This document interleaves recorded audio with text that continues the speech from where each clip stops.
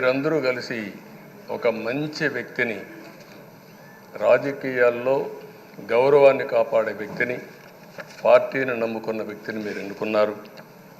ఈరోజు మనందరం కూడా గుర్తుపెట్టుకోవాల్సింది, ఇక్కడికి వచ్చినప్పుడు అవతల పార్టీ వాళ్ళు కూడా మనం ఎగతాళి చేయాల్సిన అవసరం లేదు. ప్రజలు పనిష్మెంట్ ఇచ్చారు. ఇదే హౌస్లో నేను చూశాను. 23 సీట్లు మాకు వచ్చాయి. నేను బాధపడ్డాము. కానీ ప్రజాస్వామ్యాన్ని గౌరవించాలనే ఉద్దేశంతో ప్రజాస్వామ్యుతంగా పనిచేశాం.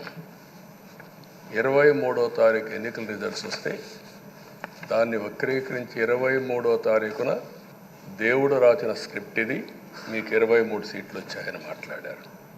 ఇప్పుడు నేను అడుగుతున్నాను, కూటమికి 164 సీట్లు వచ్చాయి.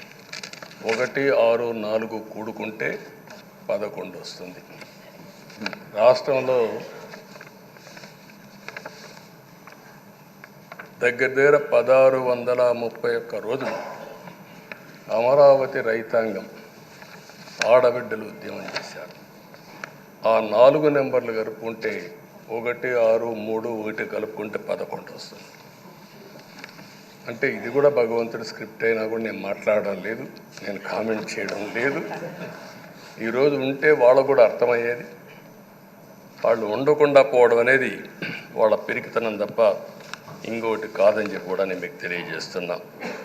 అయితే నేను ఇక్కడుండే సభ్యులను కూడా మిమ్మల్ని కోరుతున్నా, మనం ప్రజా సమస్యలపైన దృష్టి పెట్టాలి తప్ప వీళ్ళ మీద కాదని చెప్పి కూడా నేను మీకు తెలియజేసుకుంటున్నాను. ఆ రోజు పవన్ కళ్యాణ్ గారిని అసెంబ్లీ గేటు కూడా తాకనీయం అని పెద్ద పెద్ద డైలాగులు చెప్పారు. 21 సీట్లలో పోటీ చేస్తే 21 సీట్ని గెలిపించారు.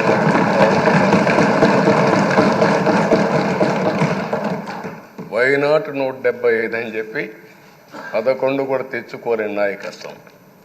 అంటే ఏ విధంగా మాట్లాడారు అనేదానికి ఇది ఒక ఉదాహరణ. ఆ రోజు పవన్ కళ్యాణ్ గారు చాలాసార్లు, నేను కూడా అన్నాను, బయట చాలామంది అభినందించారు. ఎక్కడ తగ్గాలో తగ్గడం, ఎక్కడ గెలవాలనో గెలవడం నేర్చిన వ్యక్తి పవన్ కళ్యాణ్ గారు. ఈరోజు మనందరం కూడా గుర్తుపెట్టుకోవాల్సింది, రాజకీయాల్లో సుదీర్ఘమైన రాజకీయాల్లో ఉన్నాం. మొత్తం కలిసి 16వ సభ. మీ అందరికంటే సీనియర్ మోస్ట్ నేను. 8 + 1 9వసారి, అంటే 16 సభల్లో 16వ సభ 9 సభల్లో ఉన్నాను. అంటే అన్ని సభల్లో చూశాను. నా జీవితంలో ఎప్పుడూ చూడని సభ మొన్న జరిగిన సభ, 15వ శాసనసభ. కానీ ఇప్పుడు నేను కోరుకునేది మీ దగ్గర నుంచి, అది ఒక చెడు సభ కింద, ఒక కౌరవ సభ కింద మనం భావించాం. కానీ అత్యున్నతమైన సభగా 16వ శాసనసభని నిర్వహించే బాధ్యత మనందరిపైన ఉంది. గౌరవప్రదంగా నిర్వహించాలి. అదే సమయంలో ఇక్కడుండే ప్రతిపక్షాన్ని దృష్టిలో పెట్టుకొని కాదు, 24 గంటలు మనం ప్రజలతో ఉండాలి. ప్రజాప్రభుత్వంగా ప్రజలకు జవాబుదారితనంగా ఉండాల్సిందిగా నేను మిమ్మల్ని అందరినీ కోరుకుంటున్నాను.